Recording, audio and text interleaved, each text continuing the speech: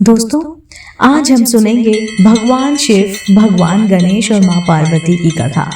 आज के इस वीडियो में हम जानेंगे गणेश जी का जन्म कैसे हुआ, यानी गणेश जी के जन्म की कथा।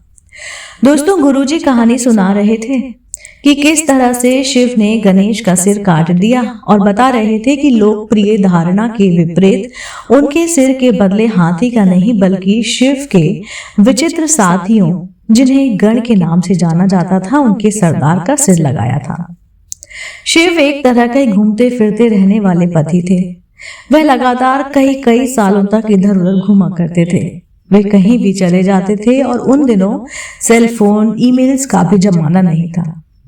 इसलिए जब वे जाते थे तो माता पार्वती का उनसे कोई संपर्क नहीं रहता था और वे इसकी वजह से काफी अकेलापन महसूस करती थी।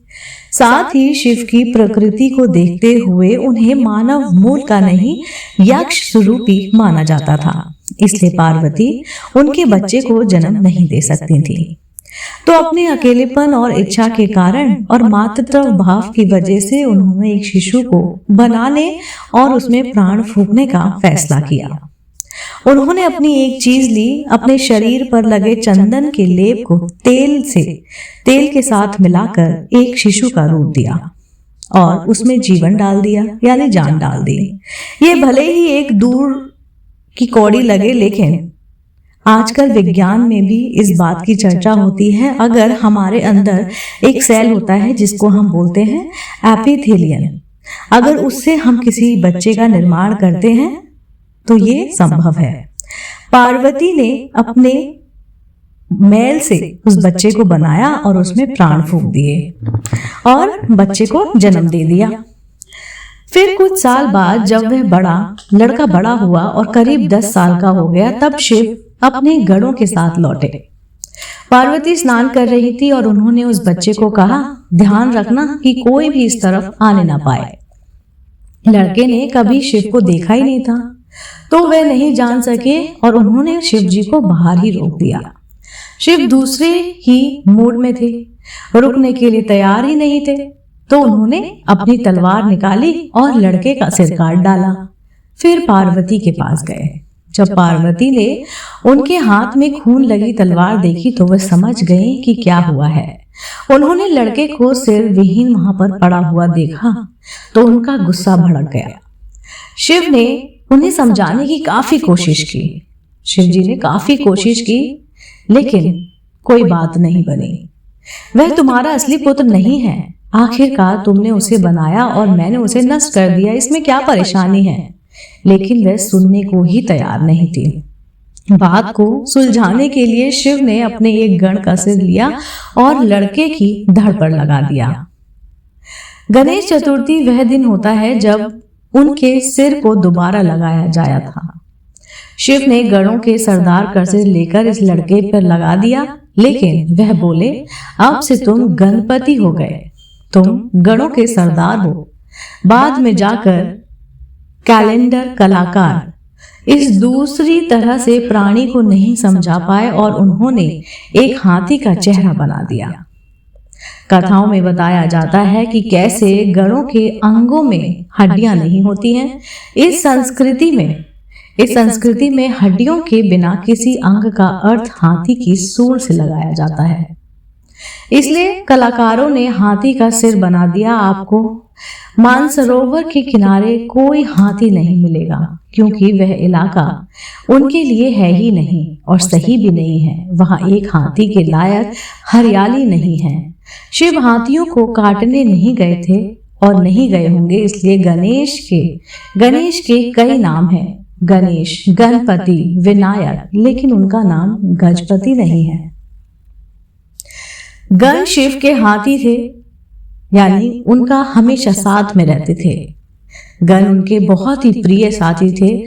हम नहीं जानते कि वहां से कहां से आए थे, लेकिन आमतौर पर कहानियों में उन्हें ऐसे प्राणियों के रूप में दिखाया जाता है जो इस लोक के नहीं थे।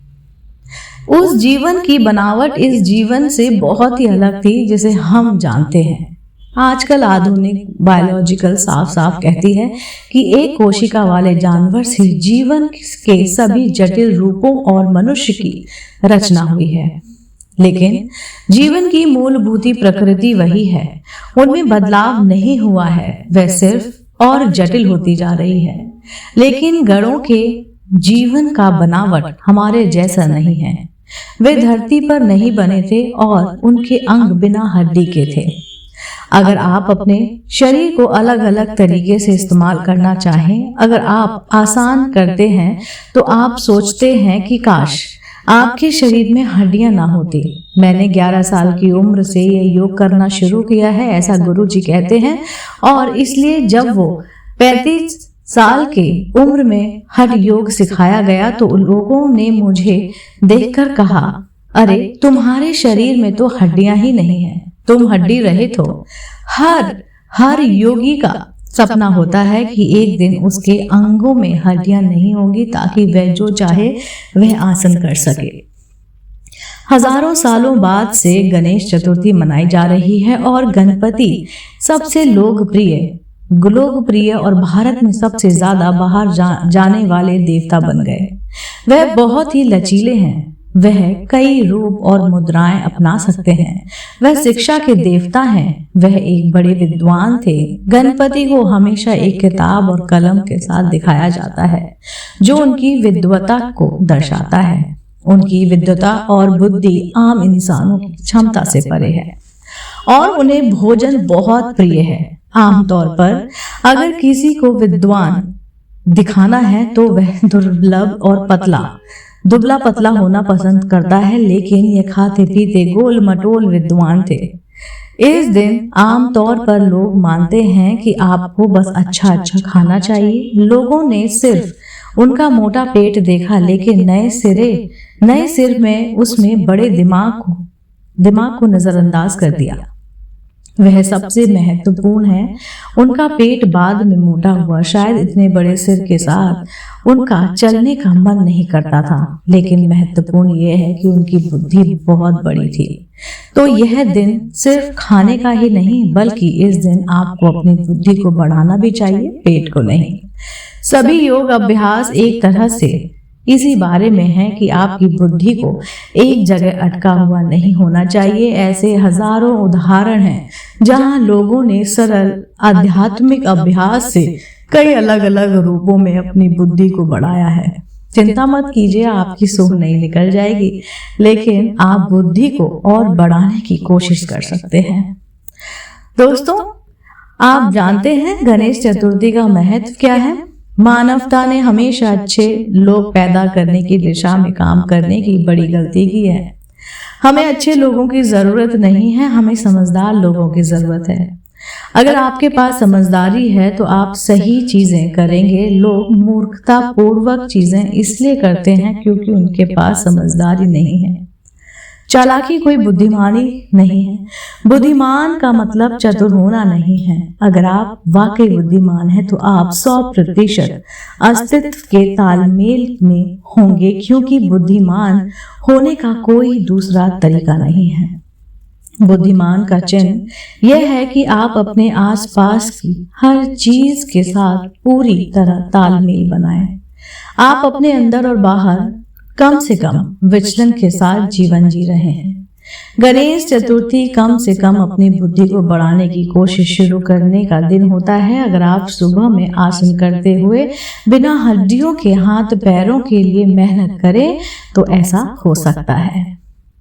दोस्तों, आज के लिए इतना ही। उम्मीद करती हूँ आपको आज का वीडियो बेहद पसंद आया होगा कि गणेश जन्म की कथा ये काफी लोकप्रिय है और ये काफी कम लोग जानते हैं कि गणपति जी को हाथी का नहीं बल्कि गढ़ के सरदार का सिर लगाया गया था। अगर ये आपने कहानी पहली बार सुनी है तो अपने फैमिली और फ्रेंड्स के साथ इसको शेयर जरूर कीजिएगा। मैं फिर से उपस्थित होती हूँ इसी चैनल पर, तब तक के लिए नमस्कार।